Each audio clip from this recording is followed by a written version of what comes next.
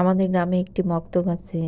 এই মক্তবে প্রায় ৬০ জন ওই যে বাচ্চা-কাচ্চা, কচি-কাঁচা বাচ্চাগুলো আরবি শিখে, আরবি পড়ে। কেউ হচ্ছে কোরআন ধরেছে, কেউ হচ্ছে কায়দা, সিপারা এগুলো পড়ছে। আর এই যে প্রতিদিন ওরা পড়তে আসে, কি খুশি! ওরা পড়ে বের হচ্ছে। তো সেদিন আমি ওদেরকে নিয়ে একটু ভাবলাম যে একটু ভিডিও বানাই, যে সবাই দেখবে, উৎসাহিত হবে। এবং এই মক্তবের পিছনে যারা কাজ করছে, যেই ভাইরা, ভাই ভাস্তা বা গ্রামের যেই ছেলেপেলেরা আছে, তারা উৎসাহিত বোধ করবে, আমার এটা মনে হয়েছে। তো সেই জায়গা থেকে আমি এই ভিডিওটা তৈরি করতেছি। তো আসসালামু আলাইকুম। পড়ায় তোমাদের ভালো, সবাই কোরআন শরীফ ধরবে, তাই না? কোরআন শরীফ পড়া শিখতে হবে। আর বাংলা পড়ো, সবাই স্কুলে পড়ো। স্কুলে পড়ার সাথে সাথে সবাইকে কি করতে হবে? আরবি কোরআন শরীফ আমাদের শিখতে হবে, তাই না? তোমরা নামাজ শিখছো? হাত তোলো তো, কে কে শিখছো? হুজুর শিখাইছে তোমাদের? খুব ভালো। আর কি কি দোয়া মুখস্থ করছো?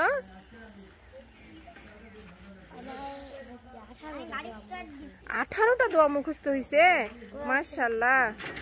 18 দোয়া মুখস্থ করে ফেলছো। আর তোমরা আলহামদুলিল্লাহ সূরা মুখস্থ করছো, সূরা ফাতিহা? তাই? আর কুলহু আল্লাহু পারো? মাশাআল্লাহ, সবাই তো খুবই সুন্দর পড়াশোনা হচ্ছে। প্রতিদিন তোমরা আসবে, হ্যাঁ? এই রহমতুল্লাহ, এদিকে আসো। রহমতুল্লাহ তো খুবই ভালো। রহমতুল্লাহ কোরআন শরীফ ধরছে, তাই না? হ্যাঁ, মাশাআল্লাহ। কোরআন শরীফ কয় পারা? 19 পাড়ায় চলে গেছে। তুমি কত পারা গেছো? 30 পারা। বাপরে বাপ, মাশাআল্লাহ, কত সুন্দর, তাই না? প্রতিদিন পড়তে আসো। কখন পড়তে আসো? আসরের নামাজে পড়ে না? আগে আসো না পরে আসো?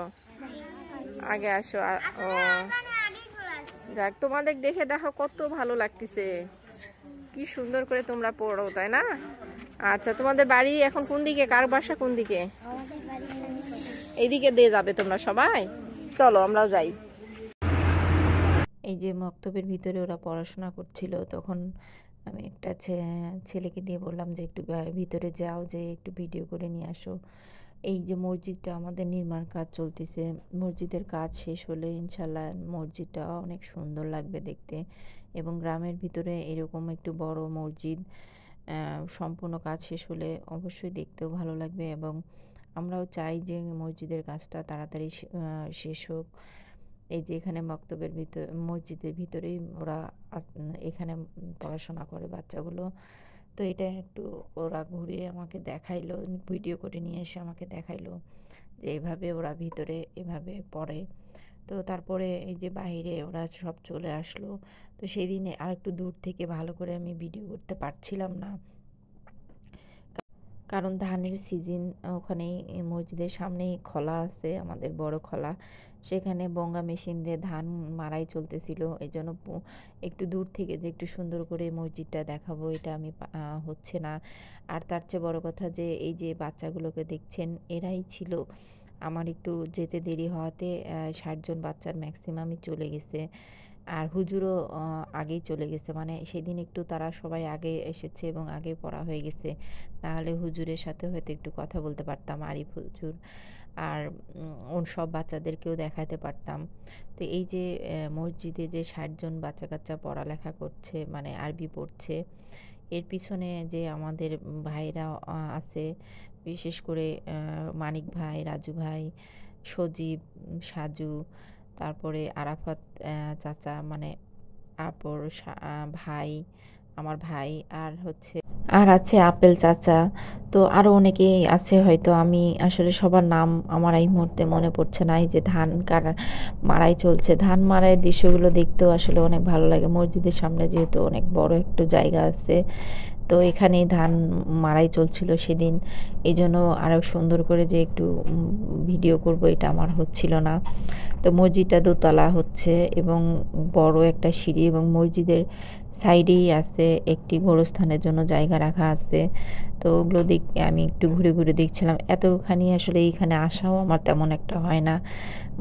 মানে মসজিদের এত কাছে এসে মসজিদ দেখা আমার হয় না। তো এইটা হচ্ছে একটা গোরস্থানের জন্য জায়গা রাখা হয়েছে, মসজিদ সংলগ্ন গোরস্থান। তো এটা দেখছিলাম যে অনেকটা জায়গা মিলে এবং সুন্দর ও গাছগাছালি তে ঘেরা বড় একটি গেটও করে রেখেছে। তো আমার মনে হয় যত তাড়াতাড়ি এই মসজিদের কাজগুলো শেষ হবে তত আমাদের গ্রামটা মানে সুন্দর লাগবে এবং এই যে বাচ্চাগুলো মক্তবে পড়ে এদেরও মনটা আরও ভালো মতো বসবে। তো যাই হোক, যে পুরা গ্রামের কতগুলো পাড়া থেকে এবং অন্যান্য দূর থেকে এবং আরেকটা পাশের গ্রাম থেকেও বাচ্চারা এখানে মক্তবে পড়তে আসতেছে।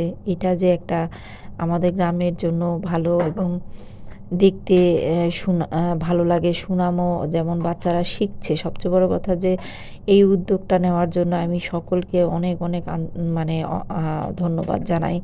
একদম অন্তরের অন্তরস্থল থেকে ধন্যবাদ জানাই যে এই উদ্যোগটা নেওয়ার জন্য বাচ্চাগুলো কোরআন শিখতে পারছে, কোরআন শরীফ শিখতে পারছে। গজল, ওরা অনেকগুলো গজলও শিখেছে, সেই গজলগুলো আমাকে একটু শোনাইলো।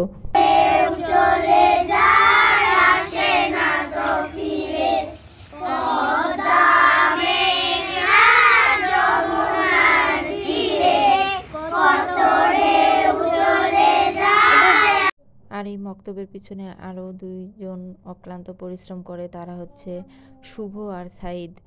এই শুভ আর সাইদ এই মক্তবের পিছনে আমি শুনেছি তাদের অবদান অনেক।